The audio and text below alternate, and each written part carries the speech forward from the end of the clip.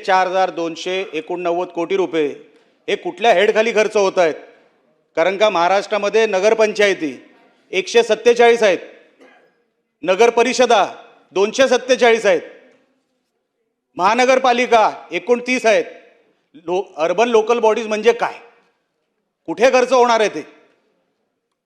आणि म्हणून माझी विनंती आहे अध्यक्ष महोदय, ह्यावर आम्हाला ती माहिती मिळावी. कारण का 4,000 जर आपण 289 कोटी रुपये जर मोजले आणि एवढ्या सगळ्या नगरपालिका, एवढ्या सगळ्या नगरपंचायती, एवढ्या सगळ्या नगर परिषदा, हे जर आपण तळागाळापर्यंत जर हे पैसे पोचवायला गेलो तर किती मिळणार आहेत आपल्याला?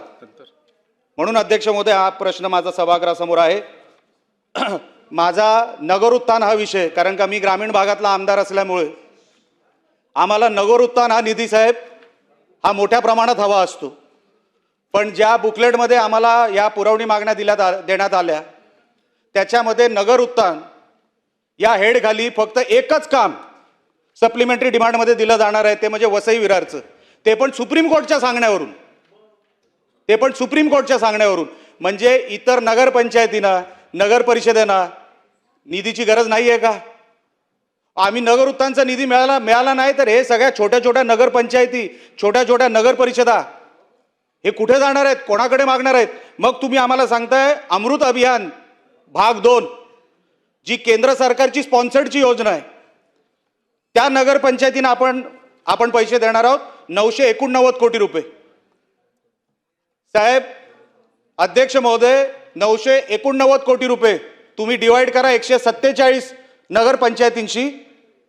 प्रत्येक नगरपंचायतीला अध्यक्ष महोदय 6 कोटी पण धड मिळत नाही. मग ही केंद्र सरकारची योजना, केंद्र सरकार आणि त्याच्यामध्ये स्टेट गव्हर्नमेंट भागीदार, आणि तुम्ही ही एकच नगरपंचायतीना, कारण का माझ्या मतदारसंघामध्ये एक नगरपंचायत येते आणि एक नगर परिषद येते. या महाराष्ट्रामध्ये 247 नगर परिषदा आहेत, 147 नगरपंचायती आहेत. आपण मेट्रोवर खर्च करतोय नगर विकास खात्याखाली, आपण मुंबई रेल्वेवर खर्च करतोय. अध्यक्ष महोदय, मग ग्रामीण भागामध्ये आम्हाला पैशाची गरज नाही आहे का नगर विकास खात्याची? अहो, नगण्य काहीतरी पैसे आम्हाला मिळतात आमच्या तिकडच्या नगरपंचायतींना, आम्ही कोणाकडे जाऊन मागायचं? फुल टाइम आमच्याकडे, ज्याचा उल्लेख पुरवणी मागण्यांमध्ये आहे, फुल टाइम आमच्याकडे नगर रचनाकार मागच्या 10 वर्षापासून नाहीये.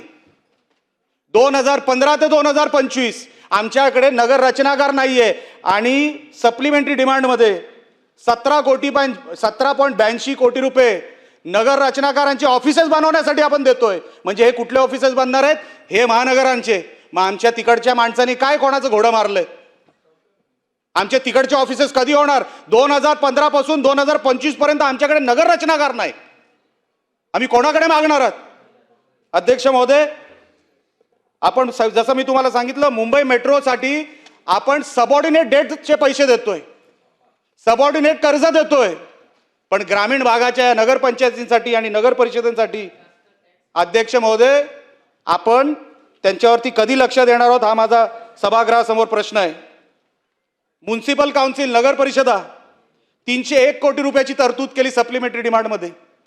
301 कोटी रुपये तुम्ही डिवाइड करा 247शी, 1.2 ही नगर परिषदेची परिस्थिती आहे. आणि आपण शहरं बनवायला चाललेलो आहे. आपण काय बनवणार आहात 1.2 कोटीमध्ये त्या शहरांमध्ये? माझं मालवण शहर हे नगर परिषद आहे, पर्यटकांचा फुटफॉल सर्वात जास्त तिकडे आहे. आता जागतिक शहर झालंय, जगातले पर्यटक आता मालवणमध्ये यायला लागलेले आहेत. त्या 1.2 कोटीमध्ये साहेब आम्ही करणार काय आहोत ह्याचं कधीतरी उत्तर आम्हाला मिळू द्या. 1500 कोटी रुपये बेसिक अम्युनिटीज मोठ्या महानगरपालिकांना आपण देतोय वैशिष्ट्यपूर्ण कामांसाठी. मग आमच्या नगरपालिकेने आणि नगरपंचायतींनी काय वाकडं गेलं? फक्त वैशिष्ट्यपूर्ण कामं हे मोठ्या शहरांमध्येच होणार, लहान शहरांमध्ये होणार नाही. ह्याचा उल्लेख कुठे आहे? कुठल्याही अनेक शहरामध्ये याचा उल्लेख नाही आहे. आणि आम्ही गव्हर्नमेंट रेकॉर्ड प्रमाणे आम्ही तुम्हाला सांगतो साहेब, या सगळ्या नगरपंचायती आणि या सगळ्या नगर परिषदा ह्यांना पैसे कसे देणार या नगर विकास खात्याच्या माध्यमातून. आणि मला विश्वास आहे शिंदे साहेब या खात्याचे मंत्री आहेत, ते 100% ग्रामीण भागातल्या या लहान लहान शहरांना न्याय देतील हा माझा विश्वास आहे. तरी देखील मी सभागृहाच्या माध्यमातून मी आपल्याला विनंती करणार आहे की आपण जेवढं ह्या महानगरपालिकांवर लक्ष देता तेवढं नगर परिषदेवर आणि नगर पंचायतींवर पण आपण तेवढंच लक्ष द्यावं, एवढी मी आपल्यासमोर विनंती करणार आहे. येतो PWD वर साहेब अनेक विषयांवर आपण इथे खर्च करतोय. साहेब जर तुम्ही बुकलेट वाचलं पूर्ण, मला असं वाटत होतं की काही सिनियर सदस्य ॲनेक्शर वाचून येत असतील, पण एकाने या विषयाचा उल्लेख केलेला नाही. अध्यक्ष महोदय, आपण एअरपोर्ट आणि एरोड्रोम पण बनवतोय PWD मध्ये, आपण रेल्वेचे वॉर्ड बनवतोय PWD मध्ये, आपण रिंग रोड तर बनवतोच आहे, आपण अनेक हेड उघडून ठेवलेत, हजार रुपयाचे टोकन सप्लिमेंटरी देऊन आपण जवळपास 8-10 हेड उघडलेले आहेत. आता ते 8-10 हेड ते कधी रूपांतर सप्लिमेंटरी मध्ये, त्यांचं कधी त्यांना पैसे मिळणार हे त्यांना माहीत.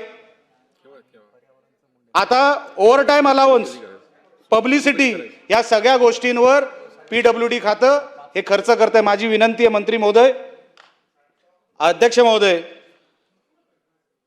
की कोकण, आणि मी नेहमी सांगत आलेलो, मी 2 मिनिटात माझं संपवतोय अध्यक्ष महोदय. कोकणामध्ये जो काय पाऊस पडतो आणि त्याच्यामध्ये तुम्ही जो MDR आणि ODRचे रस्ते बनवताय, MDR ODRचे रस्ते आपण बनवताय, ब्रिजेस आपण बनवताय, 1500 कोटीची तरतूद आपण केलेली आहे. अध्यक्ष महोदय, पावसामुळे झालेलं नुकसान, रिपेअर अँड मेंटेनन्स, जर आपण कोकणाला जर तुम्ही बघितलं, कोकणाला फक्त रिपेअर अँड मेंटेनन्सला वर्षाचे 100 करोड रुपये लागतात, तर आपण या महाराष्ट्रभरासाठी हे 1500 करोड रुपये रिपेअर अँड मेंटेनन्सला, नाबार्डला आपण 500 करोड रुपये देतोय. नाबार्डचे एक ब्रिज, नाबार्डचा एक रस्ताच आमच्याकडे 30 कोटीचा असतो. ते आम्हाला काय मिळणार आहे कोकणाला, ही मला तुमच्यासमोर प्रश्न विचारायचा आहे.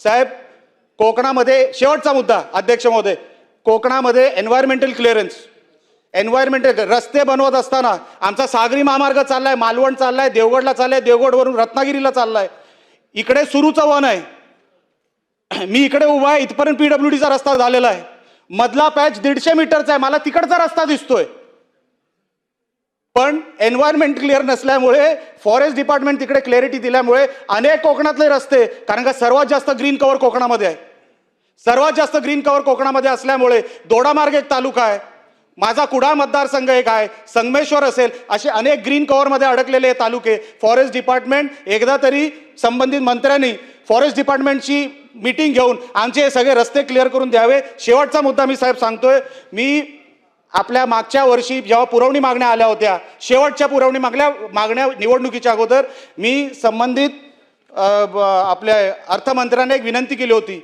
2025-26ला फायनान्स कमिशन रिस्ट्रक्चर होणार आहे. हे फायनान्स कमिशन रिस्ट्रक्चर या वर्षी होणार आहे. जो आपला महाराष्ट्राचा वाटा आहे, आपल्याला महाराष्ट्राला 8.2% मिळतात, UP 15%च्या वर, बिहार 11%च्या वर. साहेब, अध्यक्ष महोदय, सर्वात जास्त योगदान महाराष्ट्रातून आपण केंद्राला देतो. मान्य आपण फेडरल स्ट्रक्चरमध्ये आहोत, पण त्या फेडरल स्ट्रक्चरमध्ये मी मागच्या वेळेस मागणी केली होती अध्यक्ष महोदय, 8.2%चे फक्त 9.2% करा. हे सगळं फिस्कल डेफिसिट, 45,000 कोटीचा फिस्कल डेफिसिट. शेवटचा मुद्दा मांडतो आणि माझा विषय संपवतो. फिस्कल डेफिसिट 45,000 कोटीच्या वर, ह्या पुरवणी मागण्या 57,000 कोटीच्या वर, 1,03,000 कोटीच्या वर रिक्वायरमेंट आपल्याला गेलेली आहे. जर आपण 8.2% जे फायनान्स कमिशन रिस्ट्रक्चर होणार यावर्षी, जर ते आपण करू शकलो, 9.2% करू शकलो, साहेब, किमान आपण फिस्कल डेफिसिट ह्याच्यातून घालू शकतो. माझी विनंती आपल्या मार्फत अर्थमंत्र्यांना आणि या सगळ्या सप्लिमेंटरी डिमांडच्या माध्यमातून, आपण जेव्हा हे सप्लिमेंटरी डिमांड टेबल करतो, या सगळ्या मागण्या या लवकरात लवकर पूर्ण करण्यासाठी सरकारने पावलं उचलावी, एवढीच फक्त विनंती करतो आणि इथंच थांबतो. जय हिंद, जय महाराष्ट्र. सन्माननीय सदस्य सना मलिक.